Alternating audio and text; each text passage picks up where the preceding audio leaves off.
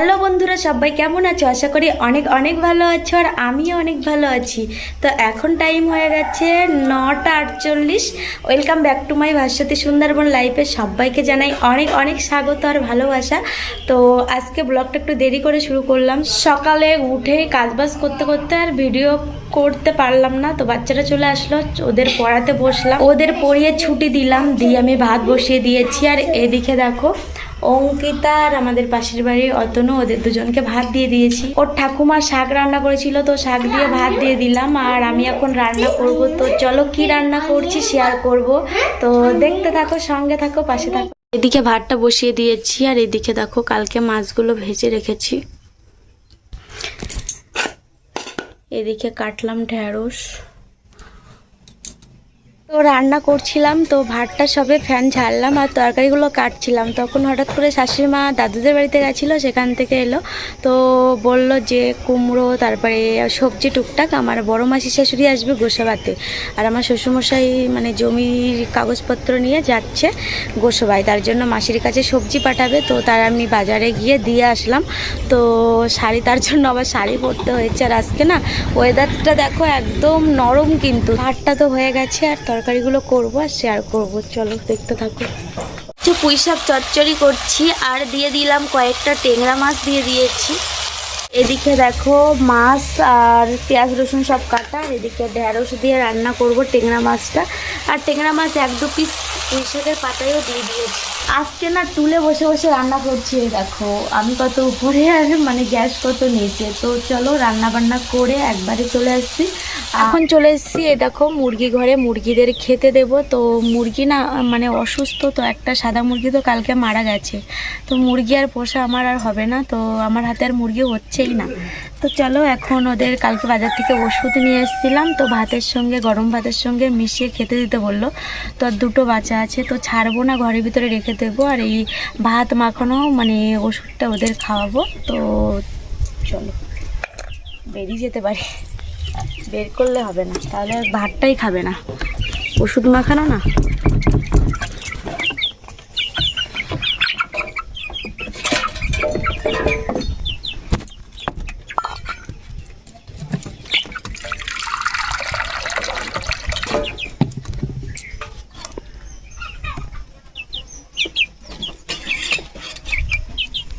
দুটো আছে, একটা পিছনে একটা সামনে একটা, আর সাদা মুরগিটা আর নেই।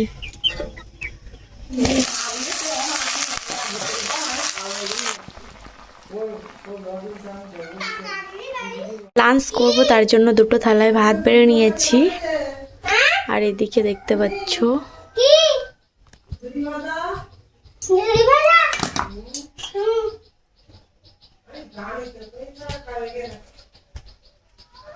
এখন টাইম হয়েছে 4:11 হয়ে গেছে। তো গেছিলাম অঙ্কিতাকে পড়তে দিয়ে আসতে, দিয়ে এসে একবারে জল টল এনে বাড়ি আসলাম। বাড়ি এসে কি বিপদে পড়েছি আজকে, কলসি 2টো রেখেছি সবে, তারপরে মানে চোখ পড়লো সাপ, আমার পার ওই সাইডে সাপ, বড় ডারার সাপ।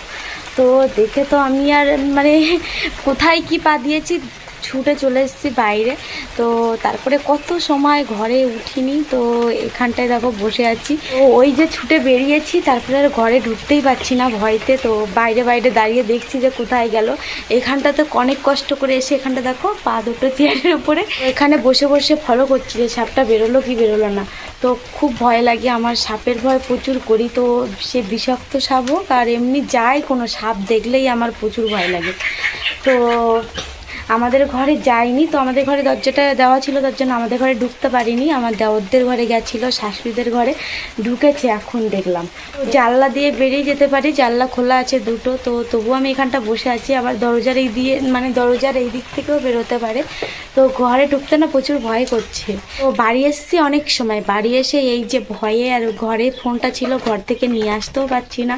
তো ভয় কাজ করছে যে হুট করে যদি সামনে এসে পড়ে, এই সবের জন্য তো অনেক সাহস করে ঘরে গেছি।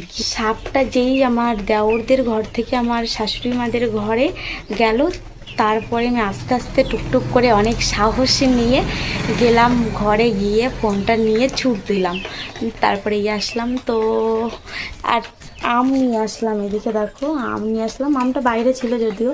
তো আমটা এখন খাবো। এটা আমাদের বাড়ির গাছের আম, দেখতে পাচ্ছ এই গাছের আম, আর ওই সাইডের গাছের আমটা না খুব টেস্টি। তো আমার না আতঙ্ক আতঙ্ক হচ্ছে, যেদিকে তাকাচ্ছি মনে হচ্ছে সাপ। তো চলো এখন আমগুলো খাই। দুটো আম নিয়ে বসেছি, এই যে দেখতে পাচ্ছ। আর এদিকে বৃষ্টিও এসেছিলো, হালকা হালকা বৃষ্টি হচ্ছিল, আকাশে পুরো মেঘ। তো এখনও পড়ছে টিপ টিপ করে। তো প্রচুর গরম, বৃষ্টি হচ্ছে তবুও গরম কাটছে না।